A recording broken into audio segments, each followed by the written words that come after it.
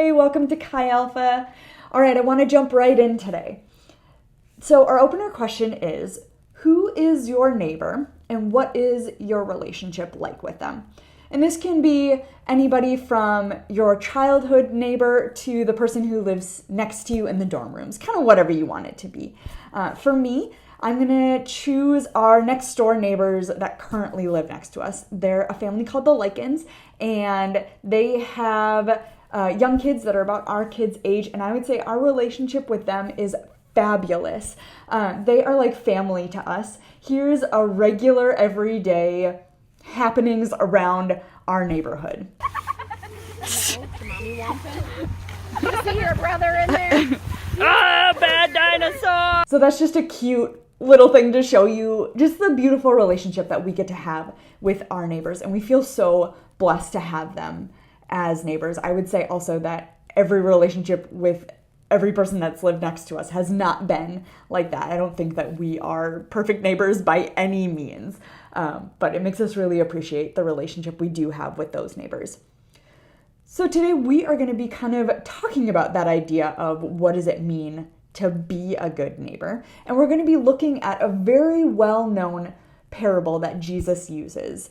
It's the story of the Good Samaritan. Now, the term Good Samaritan is still used in our culture today, which I think is super cool. But I would say that in general, most people maybe don't know that that comes from the Bible, and we don't really know what that means.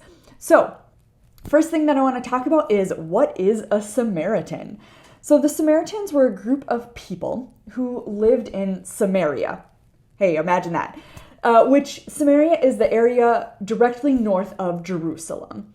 And they were a people that were half Jewish and half Gentile, so like a mixed group of people.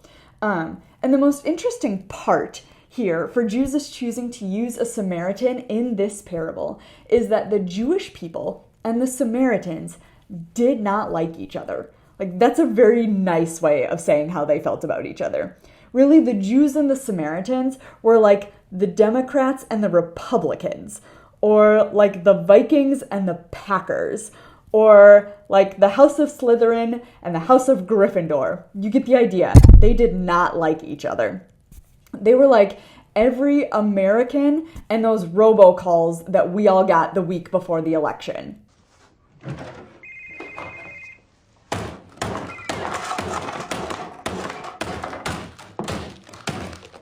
Yep, that's how much the Jews and the Samaritans didn't like each other. You get the idea. So it's pretty crazy that Jesus chooses to use a Samaritan when he's talking to all of these Jewish people, because they did not like them.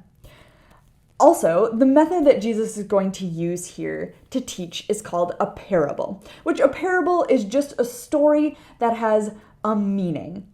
And in the Gospels, Jesus uses parables to teach a third of the time that we have his written teaching. So it's something that he used a lot to make a point. And often with Jesus, he's making a lot of different points when he teaches with a parable.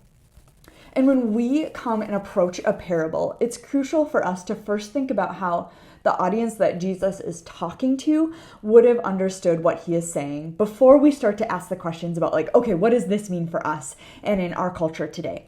So just keep that part in mind as you read and discuss.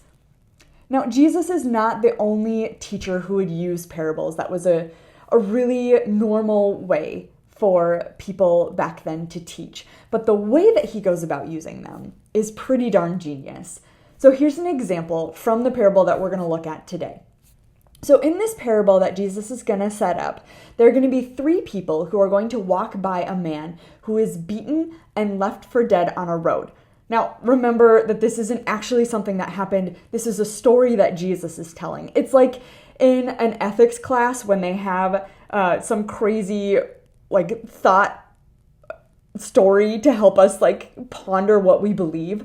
That idea of like there's a train on a train track and it's heading towards a wall, and if it runs into that wall, like all the people on the train will die. But if the train track is flipped, there's a little boy on the other side and the train will kill this little boy. Like, which one do you pick?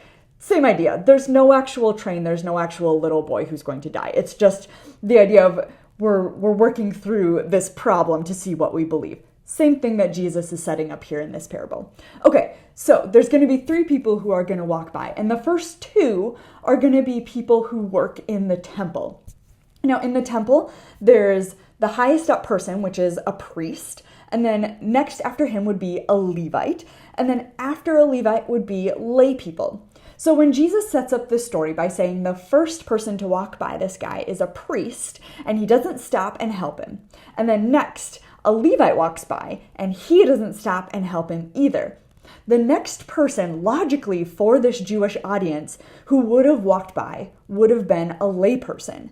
But Jesus doesn't go with what the people are expecting. So when he says the third person to walk by is a Samaritan, that would have blown the minds of his listeners. And so just the way that he goes about it is crazy. It'd be like the idea of me saying like, okay, I'm thinking of 3 colors. They are red, white, and logically, most of us would say, blue. Or if I said rock, paper, Chuck Norris instead of scissors. Like, that's the same idea that Jesus is doing here. He's like totally throwing people off by saying a Samaritan instead of a layperson, which I just think is amazing and not something that I think we naturally would read that story and get. And then the last thing that we kind of like need some help in understanding that I didn't just read the story and realize is that the Samaritan here would be putting his life at high risk to take care of this hurt man. The idea that he's going to go and spend a night in the city of Jericho, which is a Jewish city, which is like enemy territory, that would have put him in a really hard place. The idea that he's bringing in this guy who is beat up, and he is like, people who were Samaritans did not go to Jericho. He really puts his life on the line in order to help this stranger. And with that, when we understand all of that, we start to see like he really earns the title of the Good Samaritan.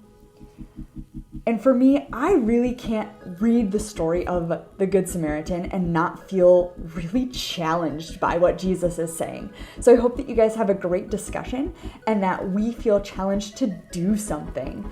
And so I hope that you have a great time talking about this and putting it into action. Have a great small group, and I'll see you guys next week.